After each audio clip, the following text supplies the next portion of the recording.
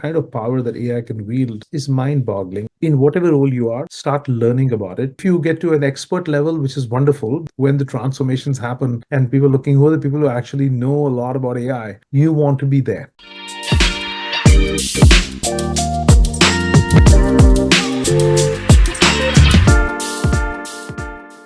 Why don't you just share your journey, so that let everybody get a feel of you. Journey, it started in India. I went to a school in India. I did my undergraduate at BIT Mesra, and then I came to the US for my master's. And this was in 1987. In fact, the little known fact is that when I was in college, I accepted a job at Wipro in 87, and I was in Bangalore for about 2 months as trainee in my job before I left that, and I came for my master's. So I got a taste of Bangalore in the mid 80s, which was incredible. I came here at a very, very interesting and I would say fortunate time. Pretty much computing was taking off. We were seeing sort of the advent of transition from this mainframe era into the PC era. And after completing my master's, I got a job at Microsoft. Microsoft at that time was not the the glorious giant that it is today.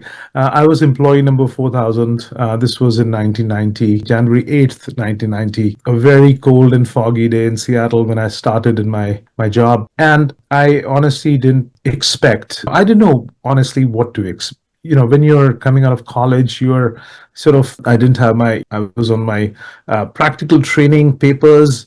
I had no idea what was going to happen. And then stumbled upon this incredible ride that I had at Microsoft for 34 years. My first 3 chapters in my career there, the first chapter was working on Windows NT and networking. I was fortunate to be there at the right place at the right time, I guess, when they wanted somebody to work on the TCP/IP stack. This is, that time TCP/IP stack, which is really what the internet is, was really in the realm of the academia and research. And, this is now just coming into the commercial world.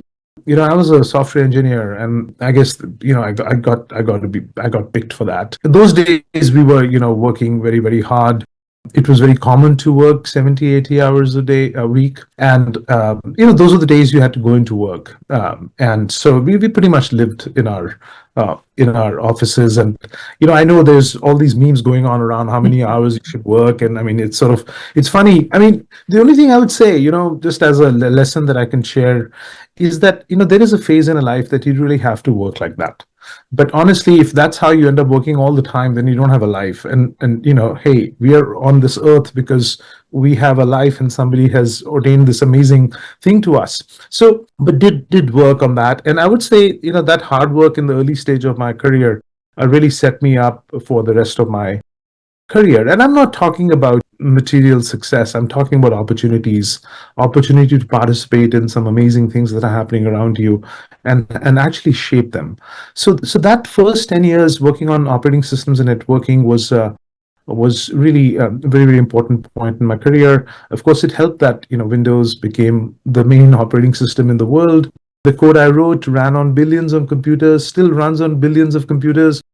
And then around in 2001, when Windows XP shipped, we, as mentioned in the video, we shipped Wi-Fi for the first time in an operating system. Now we can't live without Wi-Fi. But those days, the hardware chips were not working properly. The standards were not working properly, and trying to get an operating system to work with Wi-Fi was just incredible amount of work, and also a big learning and humbling opportunity, because we would have to get in front of Bill Gates and listen to him just beat us up about why the machine is taking longer to boot and this, that, and the other. But that was around the time then when Bill Gates was getting very excited about communications, and which is really what we are doing right now with Zoom. And so I was lucky, again, I was tapped to start the communications business for Microsoft. And I started that from scratch. Today, Microsoft Teams is, comparative to Zoom, what we are on, is a result of that work. It was a long journey, during which I also acquired and ran Skype globally, and all that tech eventually made it into Teams. So that was my second chapter. And then on my own choosing. I would say the first two choices were made for me. I was assigned to work on Windows NT. I was interested in it, of course. And then similarly, assigned to work on communications. I was interested in it. But I was picked for that. For I picked myself to work on AI. And that was my third chapter at Microsoft. And the third choice, by the time I got to the third chapter in my career, it was about what interests me, what I like, and I saw that AI was really going to be the next, the most amazing technology, and I wanted a piece of it. So that was my third chapter at Microsoft. I retired a year and a half ago, or tried to retire, and realized that while I can participate in many things and positions on boards and so on, I still wanted to be pretty hands-on on some of the work that's happening in AI right now. And so I joined Qualtrics, who sort of really wanted me to help them on strategy in AI in particular. So here we are. Absolutely fantastic. I mean, it's amazing, Gurdeep. And you're very self-effacing, where you haven't told everybody that you invented the VPN. So tell us about that. That was I wouldn't say an accident, but again, I want to emphasize this, that, a lot what happens to you in your life is luck and fortune. And it doesn't mean that, you have no agency and you don't anything you do, but that is always a factor. So just to set the stage for you. So when I joined Microsoft in 1990, we would drive in, our cars and park, and we would see that regardless of the time of day or night, day of the week, the parking lot was full. So you ask yourself, why is the parking lot full? Well, there was no way to do remote work. There was no internet, and modems were very, very slow. So guess what? The first project I got to work on at Microsoft was building remote access over modems. So you could dial in to your work over a modem from your computer at home. So the first time we shipped that was the end of 91. And slowly we saw that as we deployed that at Microsoft and then started giving it to our customers, that as more and more modems lit up where people were calling in, the number of cars started going down, because people now actually thought, hey, I can buy a computer at home. And yes, I still come in for most of the day, but when it's late at night and I've got a family, I can actually do 1 hour, 2 hours of work very slow, because those modems are like 56 kilobits per second and blah blah blah blah blah. So I was working on that tech, and then suddenly broadband came about. Now broadband said you can get faster connectivity, 1.5 megabits per second, and it's always on. You don't have to listen to the squawking modems to connect and so on and so forth. So we started working on that, and we we enabled broadband in Windows 95, and everything was great. It was while working on that we realized, hey, it's great to be connected to the internet with broadband, but actually what I want to connect to is my corporate network, because all my work happens there. That is how VPNs came about. I was 6 years out of college, and I authored the first paper on VPNs called PPTP. It literally shook the world. We've got the best innovation of the year award in tech, and we were just solving problems. We were kind of these technologists who were not very. I wouldn't say we were very sophisticated, in terms of understanding customer needs, etc. We were just excited about what technology can do in the moment, and be there for that, and not be held back. This will come up as a courage. There is a level of stupidity, ignorance, chutzpah, but courage, which is, at least for me in my career, has played a very big role. That old saying, right? Where angels fear to tread, fools step out. I guess I'm a lucky fool. Yeah, but you're being very, very modest as usual, Gurdeep. And we're just so lucky, in the room to have you here and share that. But I think some takeaways that I see, right? People don't see the kind of work that goes behind, So the hard work that you've put in your initial career, and I'm sure it continued, because it may not have been 80 hours a week, but it requires, right? So it's very much a question of what I sincerely believe, that fortune favors the brave. You've got to put in that work. You've got to be ready for that opportunity, and then when it's there, right? Because a lot of other people don't, get that. How come they don't? So what do you think about that? I mean, I completely agree. I mean, hard work is a necessary but not a sufficient condition. Nobody, honestly got ahead without hard work. I can tell you that. If there's some lucky, random case, possibly, but that is no strategy that I'm going to get ahead without hard work. So you have to put that in. The thing that I would say is very, very important, and I hope so many people are wasting the time today listening to me. What takeaway is that it's when you're doing hard work, remove self-doubt. I found myself, coming from India, studying we had this the first year we had computer science at BIT offered in 83 when I joined. Our programs weren't very mature. I was not a very serious student. When I got into engineering college, I thought all was done, my life was made and all that good stuff. So, so when I came from a master's, I had it was a very humbling experience, and I had to really, really almost like go back and learn what I should have learned in the computer science program, just to get to a point that I was okay. I would say I understand what I'm supposed to understand when I go into my job. Once I got there, I was surrounded by PhDs from MIT and Stanford, and these were my peer group. So I said, okay, this is an incredible place. Now, either I can be intimidated by them and every moment, and trust me, there were so many moments that I could just spend, just be intimidated by them, or I'm going to say, listen, man, I'm starting at the ground floor here. There is only upside for me. And don't have self doubt. Don't have self doubt. When the hardest tech problems were, somebody needed to be solved, I would be the first one to raise my hand. And over time, I got these folks to, first I learned from them, and then I was a peer for them. And at some point, they were learning from me came later. But I'm saying at least I got to a place where I was a peer for them. Can you imagine the growth? But the only way that happened was because I didn't have self doubt. Like you say, fools rush out where angels fear to tread. Fool number one, I'm going to go do it. When we had to do, encryption for VPNs, I mean, it was so difficult, this area. And on top of that, I was on a green card. I was not even allowed to, it was considered a trade secret. So the libraries that were actually doing encryption, I wasn't even allowed to look inside them. And I raised my hand to implement encryption for VPNs. Many, many, many sleepless nights went trying to debug problems that were there. Again, any sane person would say, God, this is crazy.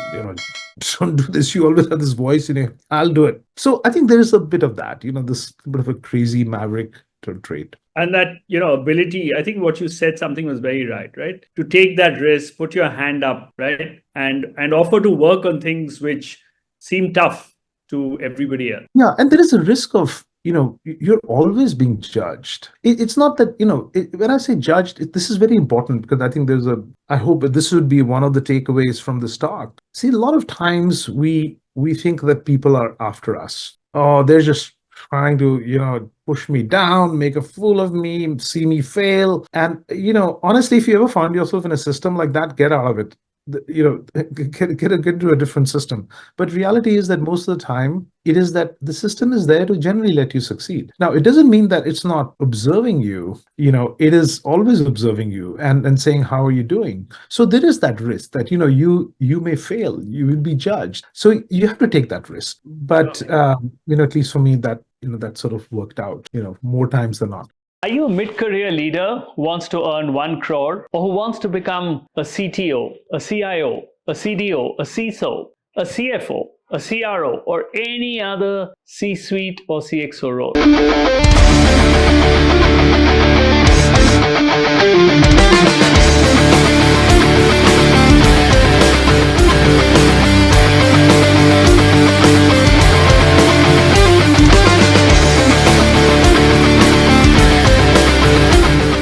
The road to the CXO is something that I know and I can teach you. So don't delay, click on the link below, and I'm going to see you in the masterclass. Look forward to seeing you there.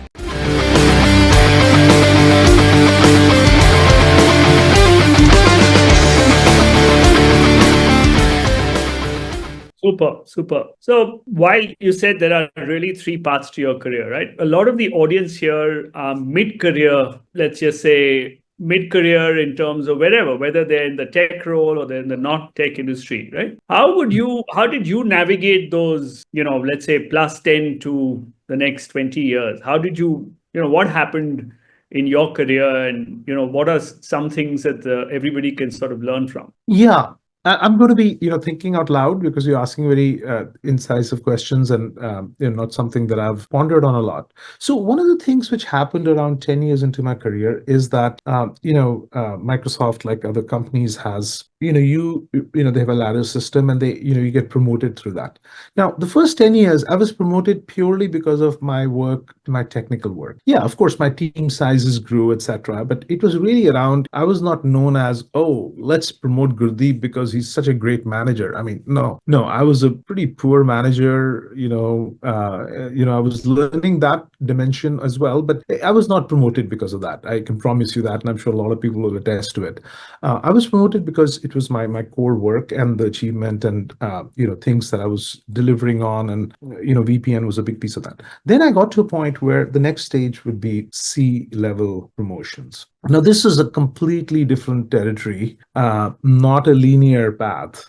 This was a different, inflection there. So I was fortunate that Microsoft had, leadership development programs. So I was flagged for that, and they could tell this guy needs help, right? I mean, if he's any good, because after a while, if I'm going to stay on this path and I come to the end of that, which in our case was level 14 at the time, now it's level 70, either I'm going to, stay there, and how many years am I going to stay there, or I'm going to leave. So this is where, classic HR programs kick in. They do leadership development. In our case, it was Wharton driven programs. So I was put through all those leadership programs. And I will say that they were quite helpful to me. I was very cynical. When you're on the technology side of the world, you're always cynical about these programs. I was very cynical until, these programs started to shine a mirror to me. And I started realizing that, there's a whole lot of growth here that, I need to go through. It's not about whether I'm going to get to C-level or not, but it was a reflection on my abilities / actually more important, inabilities. And that was a very important phase in my life. I mean, it was over the next 5 years, I went through a bunch of these programs whenever I could. I was selected for them, went from them, and, took the feedback, sometimes hard feedback. What you see in the mirror is something you don't like. And your first thing is to dismiss it, but then you realize, shit, maybe there's something here. And then I got promoted to corporate vice president. That's 15 years into my career. And even that was not like, oh, wow, I'm a corporate vice president. So even then the next level of journey starts, where you have to deal with things and expectations and frankly, value systems that may not be natural to you, and you have to make decisions that, is this something that I subscribe to or not? Is this something I'm willing to compromise on or not? And that shaped the rest of my career. Super. So would that be somewhere around when you became the CEO of Skype? Was that one of the C-level part of the C-level growth? Yeah. I guess folks, if you look at the timeline, I became a corporate vice president, which is C-level at Microsoft at 15 years, exactly on the day. In fact, it was January 8th, 2005. They promoted me to corporate vice president, and I spent 18 years as a corporate vice president and senior vice president. At some point they stopped using SVP, even though you were in the ladder wise, you were in the SVP level. So I spent 18 years as a corporate vice president of Microsoft. Maybe sort of a record. I mean, there may be some others as well, but and during that time, about 2013 is when I was selected to as the global head of Skype, in addition to building teams, which ended up becoming even a bigger story. Absolutely. So, again, right, completely new territory. Skype was new, and I guess COVID helped sort of propel all those technologies to the fore. But tell us about how it is to set up something completely new, right, that doesn't exist in the world. Yeah, absolutely. In some ways, Skype was different in the sense that it was already a pretty large. We made this acquisition for $8.5 billion. It was already a very large established thing. So running that was a different piece of cake than starting something new. And I'll be frank, I'm much better at running at starting new stuff and working with the ambiguity, etc., than even running steady state stuff, because that has different kind of challenges, much more operational. The responsibility is incredible, right? When you run something like Skype, at one point 40% of all long distance traffic in the world was going on Skype when I was running it. And one network crash or we had this moment where the entire Skype network started to melt down, and every paper in the world, every news, oh, Skype is melting, blah, blah, blah. And you have to be there for that with your teams and so on and so forth. There were a lot of legal, globally, these geopolitical issues that we had to deal with Skype. So it was a very amazing experience for me. My team was global, the product was global. It was in the consumer space. I'd spent a lot of my time in the core enterprise area. So, a huge area of growth, of humbling, etc. But it also was important because I realized, that's not where I have my most fun. It was probably the most glamorous job I had, but it was not I got less than 5% of my time for myself to focus on cool tech, which is what I really like doing. So that was a very important moment because now I'm getting to the point of where I'm making intentional choices versus taking the next big thing that is put in front of you. And so it was good. Yeah. Good experience just for that, if nothing else. Yes. So super. I can understand that. And you've really divided your career, right? Cool tech and then operational stuff, which did not allow you to do that. And then I guess you moved, back into whatever you probably like. Yeah. But would you think, just from a perspective of, let's say, now wear the hat of, when you look back on your career, because a lot of people here on this call come from a tech background. And in today's day and age, what do you think? Because, things are changing so fast, right? What do you think, how should people look at their careers and, how would it pan out now? Firstly, I would say everybody's different. I mean, I have, my colleagues at Microsoft who have spent many, many years with, some were very, very good at operational stuff, right? And guess what? They're in tech and they've had incredible careers. Some are EVPs, they were promoted to the next level because they were able to run these really large ships and they enjoyed doing that. Like, I couldn't sit in those meetings after a while, right? But they love doing that again and again. And so I think it really depends on how you are and what makes you tick. So I think there is a path. In fact, I would say a very, very attractive big path in the operational side of tech. So I don't want to dissuade anybody away from that, but you have to look within yourself and say, what excites you? To me, if I see a road which is well paved, I go straight into the woods, which are not paved, because that is kind of how I am, right? So you have to, in the end, if you're going to have a long career, I realized this gets long and tiring and boring very quickly. So you better pick a path that is going to excite you in the moment and then day to day. So I think a lot comes down to that reflection. Unfortunately, which was true for me for a long time. You don't know what you are.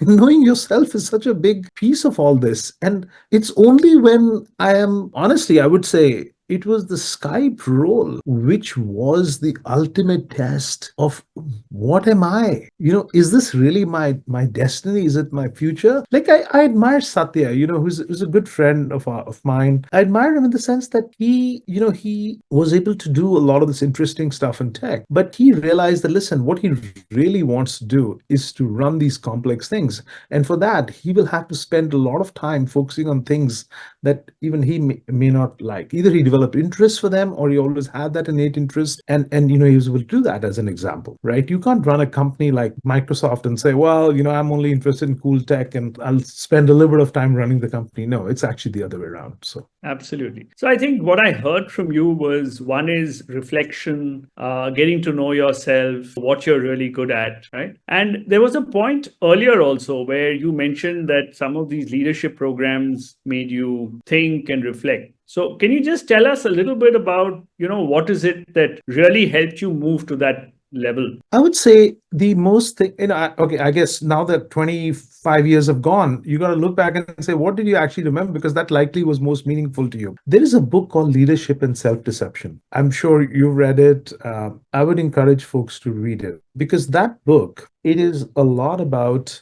developing this perspective that is an outside-in perspective about yourself. It is very easy to look at everything that is happening around you as something that, is going to, hey, how they're not invested in my interest, or they're out here to screw me, or they're not promoting me for this reason or so. That you can live in that world. And honestly, there are environments like that, okay? But I would say, if you really find yourself in an environment, get out. But I can tell you 80-90% of the environments. I will caveat by saying, I've had my career here in the US, so it may not fully apply to what is going on in India. But I would posit that most of the time, it is actually not that they're out there to screw you and hold you back and and things like that. It is really, there are some things that you need to focus on yourself, and that mirror is, this book was, I would say, very helpful to me. Okay. And in that, I basically learned that, listen, there are areas that I need to grow in. There are areas I think I'm all that. There are, I don't know some things that I don't know, right? Like, this awareness is very, very important. It's called leadership and self-deception. Great. So we've covered that. Now let's just say, let's look at the third part. I think this is the part you enjoy the most, right, in terms of AI. So what do you think is happening in the years to come? What's happening now, and what do you think is going to happen in the next few years? I don't think humanity has seen something like this. I mean, I run out of hyperbole, just talking about AI. It's not only the end of software as you know it. I mean, this is almost every domain that you could imagine is going to be radically transformed, whether it is manufacturing, whether it is healthcare, whether it is education, whether it is finance, everything. And software itself, the tech industry itself is going through. This thing has started. And honestly, I don't want to be an alarmist, but this is going to have probably the most profound impact on people's lives and careers than anything that we've seen before. And that's just one dimension of it. I mean, there are many, many dimensions, and honestly, some of them are very concerning, right? AI is the kind of power that AI can wield is mind-boggling. Like, we talk about cybersecurity, we have no idea what is coming at us. We have no idea. I don't even know what to tell myself. I don't even want to tell my kids. How is it that you can sort of deal with what is coming with us? It is that transformative. Okay.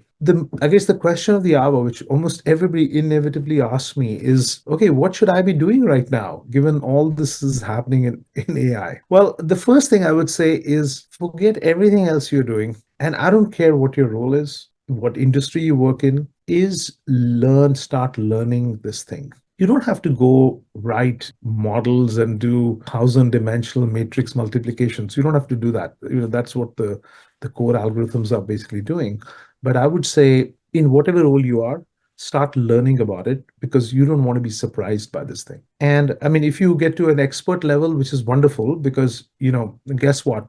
When the transformations happen and people looking, who are the people who actually know a lot about AI, you want to be there. You want to be in that group versus the group who is sort of holding back. And don't be afraid. Don't be afraid.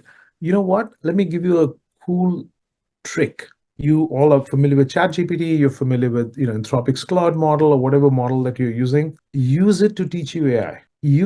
I have gone in 2 hours from having ChatGPT explain its own algorithm to me, to writing its own algorithm to me, and then having it improve its own algorithm in 2 hours in working with ChatGPT. So now it will get into deep concepts, okay? But guess what? If you have all the time in the world, every time you come across a concept you don't understand, you ask it, what is it? Explain it to me. And you can say, explain it to me like a fifth grader. Explain it to me like a 10th grader. Okay, now you move on to the next thing, put it all together. So even learning AI, you can do with AI. But this is probably the most important thing you should be doing right now. Are you a mid-career leader who wants to earn 1 crore, or who wants to become a CTO, a CIO, a CDO, a CISO, a CFO, a CRO, or any other C-suite or CXO role?